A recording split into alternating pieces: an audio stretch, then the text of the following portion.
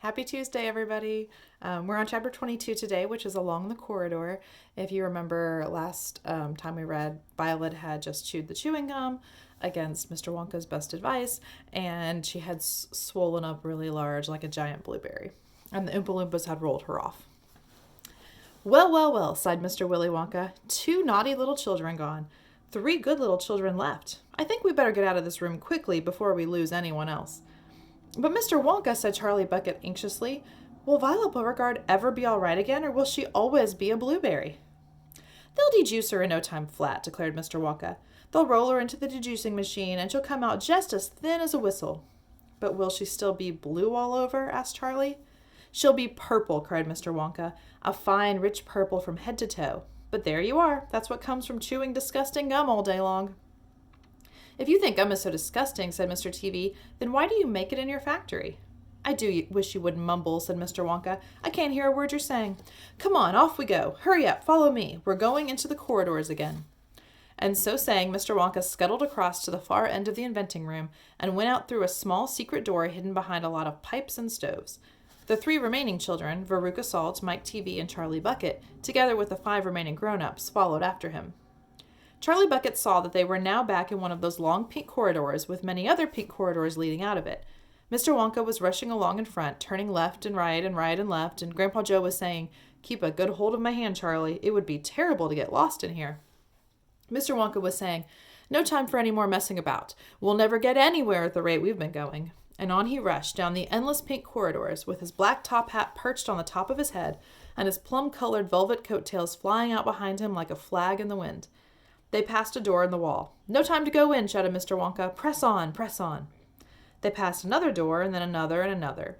There were doors every 20 paces or so along the corridor now, and they all had something written on them, and strange clanking noises were coming from behind several of them, and delicious smells came wafting through the keyholes, and sometimes little jets of colored steam shot out from the cracks underneath.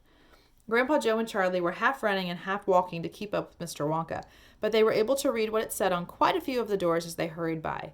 "Eatable marshmallow pillows," it said on one. "Marshmallow pillows are terrific," shouted Mr. Wonka as he dashed by.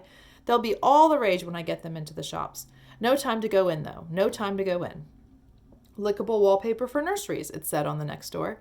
"Lovely stuff, lickable wallpaper," cried Mr. Wonka, rushing past. "It has pictures of fruit on it, bananas and apples and oranges and grapes and pineapples and strawberries and snozberries."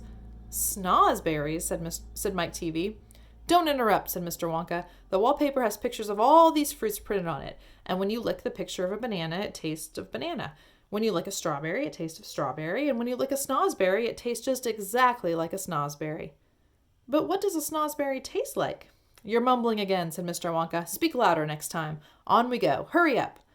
"Hot ice creams for cold days," it said on the next door. "Extremely useful in the winter," said Mr. Wonka, rushing on. "Hot ice cream warms you up no end in freezing weather. I also make hot ice cubes for putting in hot drinks. Hot ice cubes make hot drinks hotter." "Cows that give chocolate milk," it said on the next door. "Ah, my pretty little cows," cried Mr. Wonka. "How I love those cows." "But why can't we see them?" asked Veruca Salt. "Why do we have to go rushing on past all these lovely rooms?" "We shall stop in time," called out Mr. Wonka. "Don't be so madly impatient." "Fizzy lifting drinks," it said on the next door. "Oh, those are fabulous," cried Mr. Wonka. "They fill you with bubbles, and the bubbles are full of a special kind of gas, and this gas is so terrifically lifting that it lifts you right off the ground just like a balloon, and up you go until your head hits the ceiling, and there you stay." "But how do you come down again?" asked little Charlie. "You do a burp, of course," said Mr. Wonka. "You do a great big loud rude burp, and up comes the gas and down comes you. But don't drink it outdoors. There's no knowing how high up you'll be carried if you do that. I gave some to an Oompa Loompa once out in the backyard, and he went up and up and up and disappeared out of sight. It was very sad. I never saw him again." "He should have burped," Charlie said.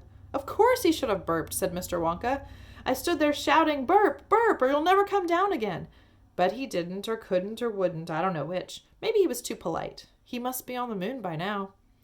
On the next door it said, "Square candies that look round." "Wait!" cried Mr. Wonka, skidding suddenly to a halt. "I am very proud of my square candies that look round. Let's take a peek." All right, we'll read about those candies tomorrow. Have a good day, guys.